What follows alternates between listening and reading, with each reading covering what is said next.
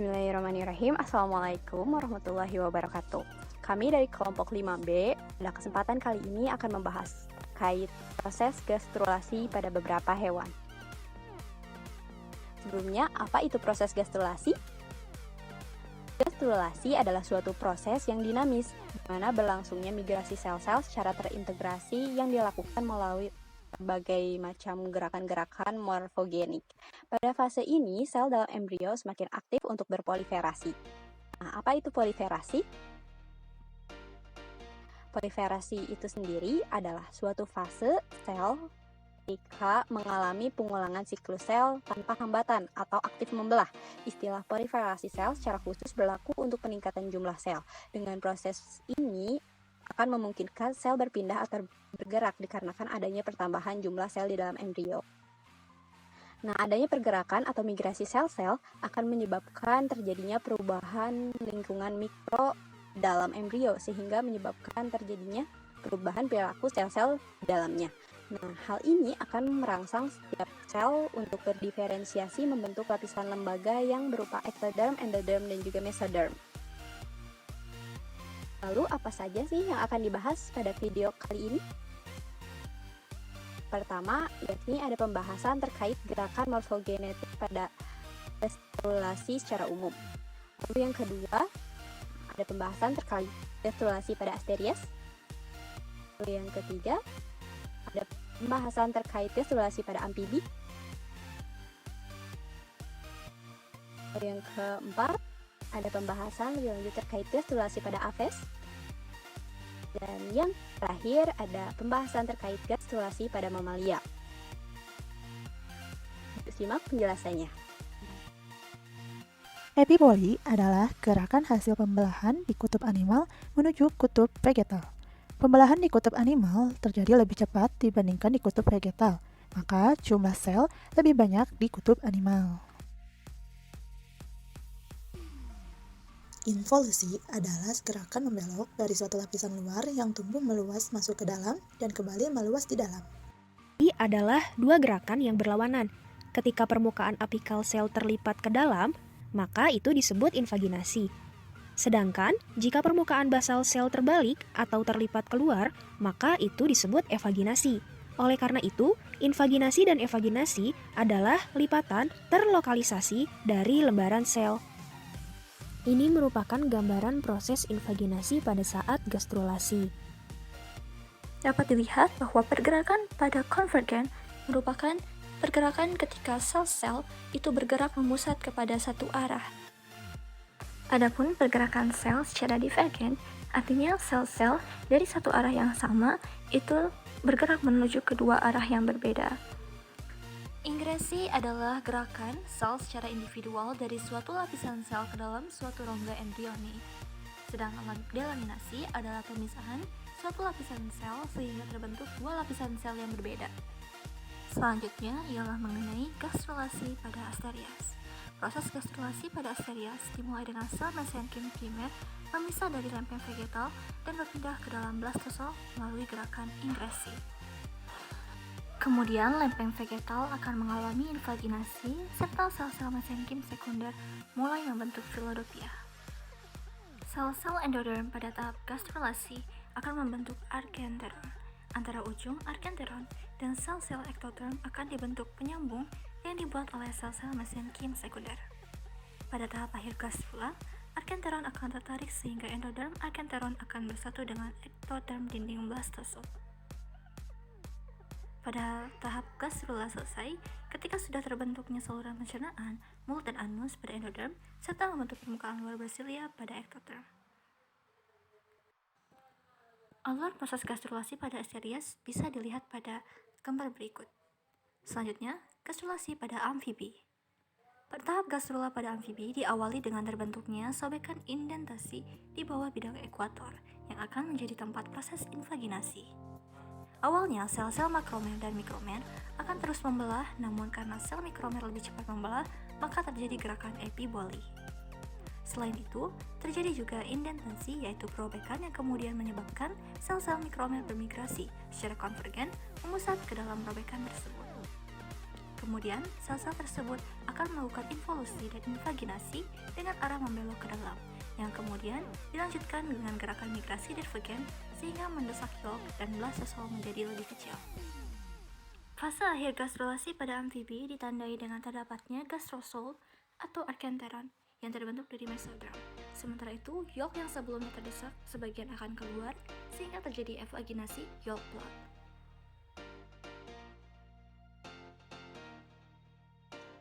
Selanjutnya akan kita bahas terkait gastrulasi pada ayam atau termasuk ke dalam hewan aves.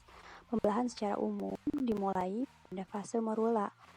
Sel-sel membelah kemudian membentuk hingga 32 sel, yang mana berdasarkan hal tersebut sudah masuk ke dalam fase blastosid.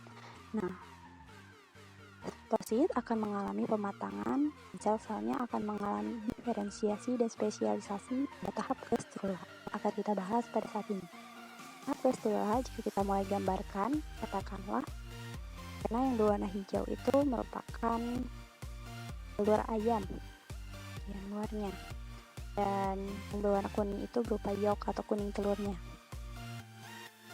Lalu yang terjadi mula-mula pada fase gastrulasi ini, sel terminal yang merupakan lapisan luar pada embrio ini atau embrio ayam akan mulai aktif membelah atau mengalami proliferasi dari mulai lapisan atas yang terus-menerus membelah ke arah sel yang ada di bawahnya, sehingga terbentuklah lapisan baru di atas permukaan yolk, yang mana bila kita gambarkan akan jadi seperti gambar kedua dengan lapisan baru yang terbentuk di atas yolk yang digambarkan dengan warna pink.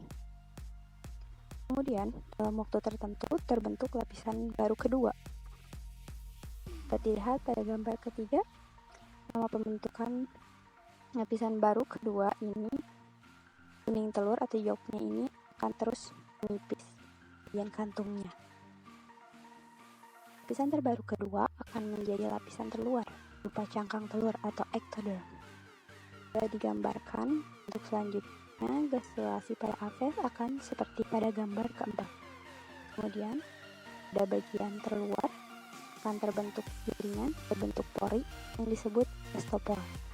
Juga terbentuk silinder berrongga dua yang berfungsi sebagai tutup gastopor.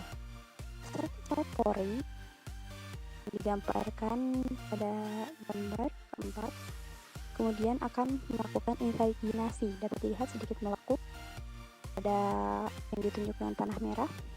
Sel yang digambarkan dengan warna pink intinya akan membentuk endoderm berwarna biru, akan membentuk ectoderm biru muda lebih tepatnya. Kemudian terdapat sel yang baru terbentuk, namun arah pembelahannya ini berlawanan dengan arah jarum jam, sehingga sel ini nantinya akan membentuk mesoderm, yang mana digambarkan dengan warna biru yang lebih tua. Setelah itu hasil akhirnya akan terbentuk pada gambar kelima. Digambarkan pada gambar kelima bahwa terdapat tiga hasil akhir, yakni berupa tiga lapisan. Yang pertama ada ectoderm, lalu pada lapisan terdalam ada lapisan endoderm, dan di antara keduanya terdapat lapisan mesoderm. Lalu di bagian dalamnya terdapat yolk yang berukuran kecil, lalu terdapat bak embrio yang bernama acanthois.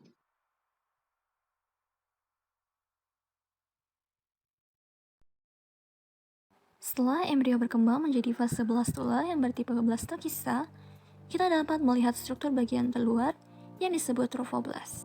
Adapun sel yang berada di dalamnya disebut ICM atau inner cell mass. Bagian yang berwarna biru disebut epiblast, sedangkan yang berwarna kuning disebut primitive endoderm. Saat terjadinya implantasi pada dinding uterus, trophoblast akan berkembang menjadi cytotrophoblast dan syncytiotrophoblast yang membantu dalam proses implantasi dan pembentukan plasenta. Adapun inner cell mass akan berkembang hingga terdapat dua rongga, di mana rongga bagian atas yang berwarna biru ini adalah rongga amnion yang dikelilingi oleh sel-sel epiblast. Sementara rongga yang berwarna kuning ini akan disebut sebagai blastocoel dan dikelilingi oleh sel-sel primitif endoderm. Pada bagian antara rongga tersebut, kita bisa melihat sebuah struktur seperti piringan atau cakram yang dimana tempat antara sel-sel primitif endoderm dan epiblast itu terlihat seperti sebuah sekat. Dan jika dilihat dari atas, pada proses gastrulasi itu sendiri, terdapat pembentukan primitive streak dan primitive node yang ada di lapisan epiblast. Sel-sel epiblast akan berproliferasi dan kemudian jika kita lihat secara cross section, kita bisa melihat adanya dua lapis sel di mana sel-sel epiblast ini ketika terdapat sebuah primitive streak atau primitive node, maka sel-sel tersebut akan mengalami invaginasi. Sel-sel epiblast kemudian akan masuk ke celah secara konvergen atau secara satu arah, dan kemudian begitu melewati celah, sel tersebut akan bergerak secara divergen dan menyebar ke arah yang berbeda, seperti yang terlihat pada video. Satu persatu sel akan lepas dan memenuhi ruang kecil antara ectoderm dan endoderm tersebut, sehingga terbentuklah sebuah lapisan yang disebut mesoderm.